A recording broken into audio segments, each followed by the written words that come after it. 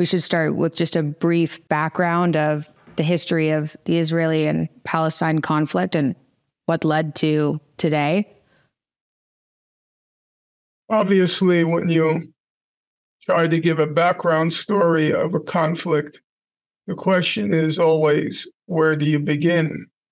Because depending on where you begin, it can be seen as a partisan issue. I will take where we begin at 1948. The indigenous population of Palestine numbered about 1,300,000. What were called back then the Zionist settlers, namely Jews who came to Palestine roughly from the beginning of the 20th century on. They numbered roughly 600,000. By 1947, there was an irreconcilable conflict between the indigenous Arab population and the Zionist Jewish settlers. That conflict was then thrown into the hands of the newly created United Nations. And the UN its designated responsibility was to try to work out a resolution, a settlement of the conflict, not necessarily applying the highest principles of justice, but trying to combine, as in most conflicts, principles of justice with practicality, what's possible. The United Nations General Assembly, in what's called UN Resolution 181, it divided Palestine, or proposed that Palestine be divided into two states, an Arab state, which would comprise approximately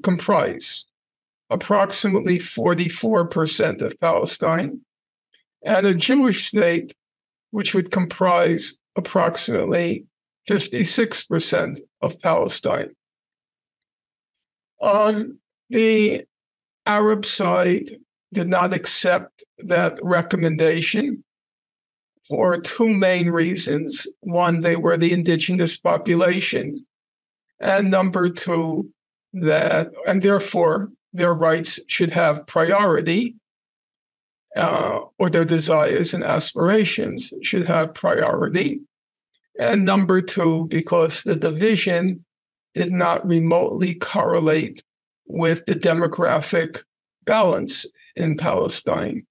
The 600,000 Jews were allocated 56%. The Palestinian Arabs were allocated 44%. A conflict then ensued, what's called the First Arab-Israeli War, in which neighboring Arab states also intervened. By the end of the war, Israel had absorbed not the 56% that was allocated it in the partition resolution 181, but they absorbed 80% of Palestine. Two areas were not absorbed by Israel. Number one, the Gaza Strip, which came under Egyptian administrative control, and the West, what came to be called the West Bank, including East Jerusalem, which came under Jordanian control. In the course of Israel's creation in 1948, it expelled about 90% of the population within the border, 90% of the indigenous population within the borders that became Israel. Of those 90%, roughly 750,000 Palestinians were expelled from the area that became Israel. Of those 750,000, about 250 to 290,000, they fled to Gaza. And they are the origins of the Gaza population today. The population of Gaza at the time was about 80,000. So now that population of Gaza was swamped by the refugees who were expelled in 1948. Without wanting to anticipate too much of what's going to come in a few moments, so those refugees and their descendants now meaning today, they constitute approximately 70% of the population of Gaza.